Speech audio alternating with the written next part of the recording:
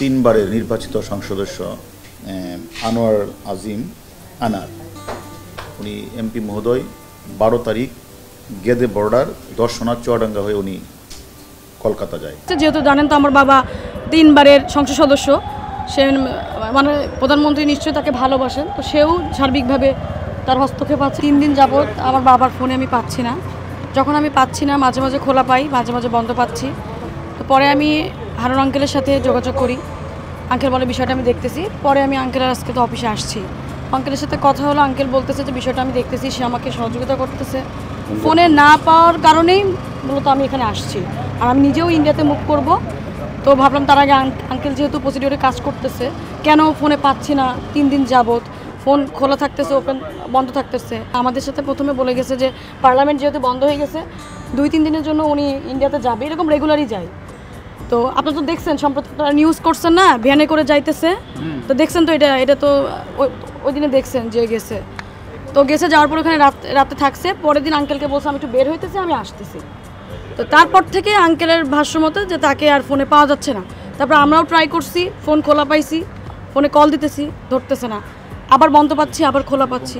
তো বিষয়টি আমি আঙ্কেলকে জানিয়েছি, তো সেই বিষয়ে কথা বলতে আসছি যে কেন ফোন বন্ধ পাচ্ছি, ফোনে পাচ্ছি না, লোকেশনটা কি। আঙ্কেল যেহেতু বিভিন্ন জায়গায় কথা বলে দেখতে পারে যে কি হয়েছে আসলে ব্যাপারটা। হ্যাঁ, যোগাযোগ করছি মাননীয় প্রধানমন্ত্রী, সে নিজেও সে দেখতেছে বিষয়টা, সে আশ্বস্ত করেছে। যেহেতু জানেন তো আমার বাবা তিনবারের সংসদ সদস্য, সে মানে প্রধানমন্ত্রী নিশ্চয়ই তাকে ভালোবাসেন, তো সেও সার্বিকভাবে তার হস্তক্ষেপ আছে, সেও দেখতেছে।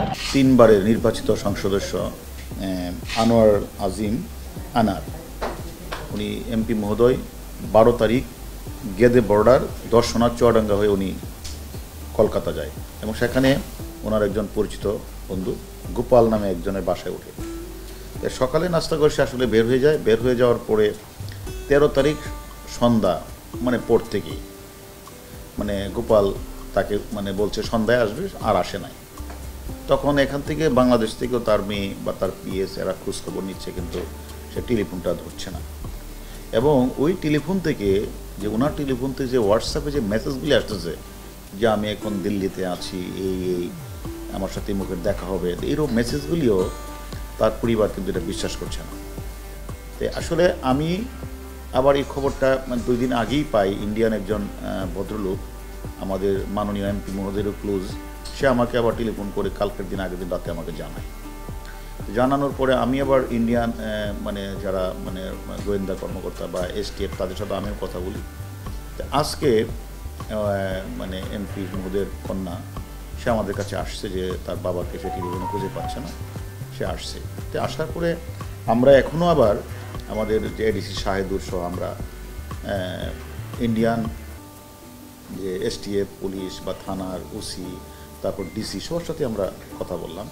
তারাও অনেক কাজ করছে এবং সর্বশেষ যে উনি যে ওনার নাম্বারটা, উনি 2টা নাম্বার ছিল, 2টা নাম্বার ছিল বাংলাদেশি নাম্বার, একটা ছিল ইন্ডিয়ান নাম্বার। তো 2টা নাম্বারই আমরা ইন্ডিয়ান পুলিশের সহযোগিতায় কিন্তু আমরা 2টা বাংলাদেশি ইন্ডিয়ান সহযোগিতা আমরা যেটা দেখলাম যে 16 তারিখ সকালে ভোরে 2টা কল দেয়। একটা কল দেয় হলো তার এপিএসের নাম্বারে, মানে ভোর মেবি 7টা বা 7:46 এরকম। আরেকটারও কল দেয় হলো তার মানে ঝিনাইদহ জেলা আওয়ামী লীগের সেক্রেটারি মিন্টু ভাইয়ের কাছে। এই 2টা একটা রিং দিয়েছে, কারণ তাতে সকালবেলা তো কেউ টেলিফোনটা ধরতে পারে নাই। কিন্তু আবার আমরা যখন ইন্ডিয়ান পুলিশের সহায়তা আবার দেখলাম যে ইন্ডিয়ান নাম্বারের যে লোকাল সেটা হচ্ছে মুজাফফরাবাদ, অর্থাৎ বিহারের দিকে। সব কিছু মিলিয়ে আসলে আমরাও বেশিটা খোঁজখবর রাখছি। আমরা ইন্ডিয়ানে বাংলাদেশে যারা আছে তাদের সাথে কথা বলছি, ইন্ডিয়ান পুলিশের সাথে কথা বলছি। ওনার পরিবারও আমাদের কাছে, ওনার মেয়ে আসছে, সে মেয়ে আমাদের সাথে কথা বলছে, সেও ইন্ডিয়া কালকে যাবে। আর ওখানে আমরা পুলিশের সাথে কথা বলছি, সবাই আমরা কাজ করছি। জিনিসটা অত্যন্ত আমরা গুরুত্ব দিয়েই আমরা আসলে বিষয় দেখছি।